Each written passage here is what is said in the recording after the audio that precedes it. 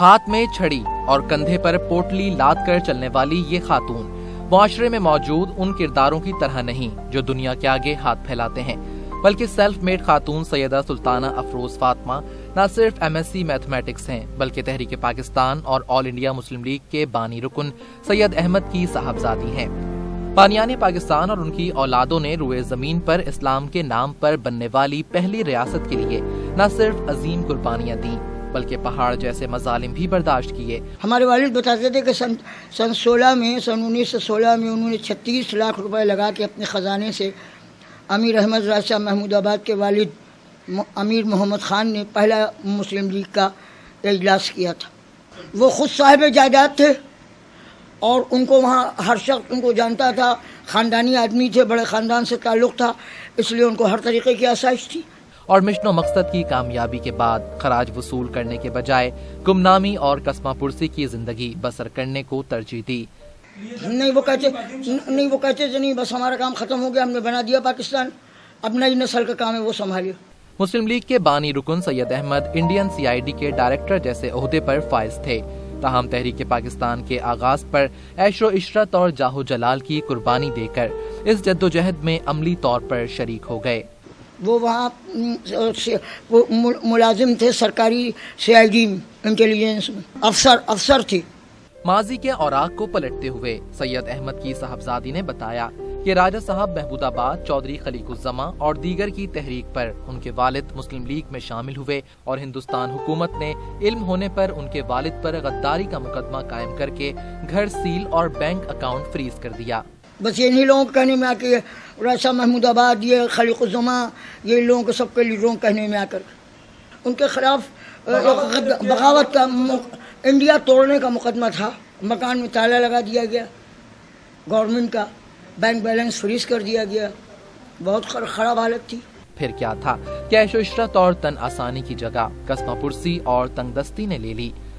قیام پاکستان کے بعد چودھری خلیق الزماں، نوابزادہ صداقت علی، اسکندر مرزا، غلام محمد خان اور نور الامین سمیت تمام حکمرانوں نے مسلم لیگ کے بانی رکن سید احمد اور ان کے اہل خانہ کو مراد کی پیشکش کی، لیکن انہوں نے شکریہ کے ساتھ ٹھکرا دی۔ تنگ دستی اور قسمہ پرسی کے باوجود سید احمد کی سیلف میڈ صاحبزادی نے تعلیمی سلسلہ جاری رکھا اور 1976 میں جامعہ کراچی کے شعبہ میتھمیٹکس میں MSc میں داخلہ لیا، تاہم حالات کا رخ اپنے حق میں تبدیل نہیں کر سکی۔ MSc کیا نہیں ہے، پڑھا ہے MSc تک۔ ہم نے BSc پارٹ 1 تو کیا مائکرو بایولوجی میں سنٹ جوزف کالج سے پارٹ 1، اور اس کا کیا نام ہے BSc فائنل کیا میتھمیٹکس میں۔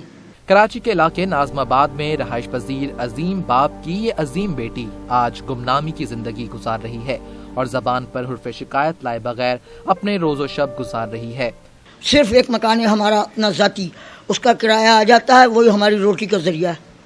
اللہ نے اسی کو روٹی کا ذریعہ بنایا ہے، بس ہو جاتی ہیں جیسے تیسے کر لیتی ہیں، اللہ تعالیٰ کروائی دیتا ہے، اور بیٹھ کے لیٹ پوٹ کے اپنے جیسے تیسے مرتا کیا نہ کرتا۔ اب ہمیں کسی چیز کی خواہش نہیں، صرف یہ خواہش ہے کہ اللہ تعالیٰ ہمیں ساتھ ایمان اور عزت کے ساتھ میں ہاتھ پیر چلتے ہوئے کسی کا محتاج نہ کرے اور اپنے پاس ایمان و عزت کے ساتھ بلا لے۔ سیدہ افروز سلطانہ کا کل اثاثہ زمانہ قدیم کا ریڈیو، والد کے استعمال کی اشیاء اور ماضی کی تلخ و شیریں یادیں ہیں، لیکن اس ویرانے گھر میں تنہا رہنے والی یہ باہمت خاتون دنیا کی طلبگار ہونے کے بجائے صرف حج و عمرہ کی سعادت ملنے کی خواہش مند ہے۔ اپنے حالات سے مایوسی تھی، اب تو ہمیں نہ مایوسی ہے نہ امید ہے، اب ہم کچھ چاہتے ہی نہیں اس دنیا سے، ہمیں اس دنیا میں کوئی خواہش ہی نہیں۔ ہمارے پاس نہ تو اتنا پیسہ ہے اور نہ کوئی ہمارے ساتھ جاننے والا ہے جو وہاں جائے، کوئی ہمارا محرم نہیں، محرم کو ہونا چاہیے باہر جانے کے لیے، لیکن خواہش تھی کہ کعبہ و مدینہ دیکھ لیں۔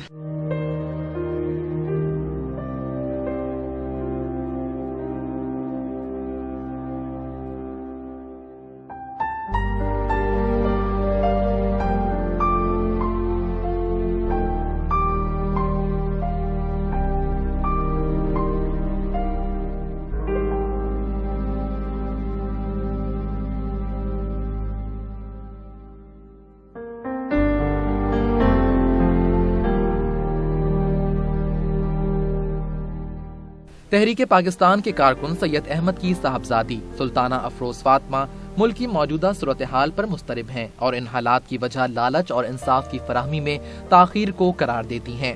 نہیں، بس ہمیں قوم سے یہ گلہ ہے کہ ہم محمد علی جناح کے خوابوں کے مطابق یہ پاکستان نہیں بنا، اس کو ہائی جیک کر لیا گیا ہے، اس پاکستان کو مفاد پرستوں نے ہائی جیک کر لیا ہے۔ یہ ہماری اجتماعی بے حسی اور قومی المیے کی چھوٹی سی تصویر ہے کہ ہم اپنے محسنوں بانیان پاکستان اور ان کی اولادوں کی قربانی کو فراموش کر بیٹھے ہیں۔ سید احمد کے گھرانے کی کہانی بھی ایسے جگنوں کی مانند ہے جو خود اندھیرے میں رہ کر دوسروں کو روشنی دکھاتا ہے۔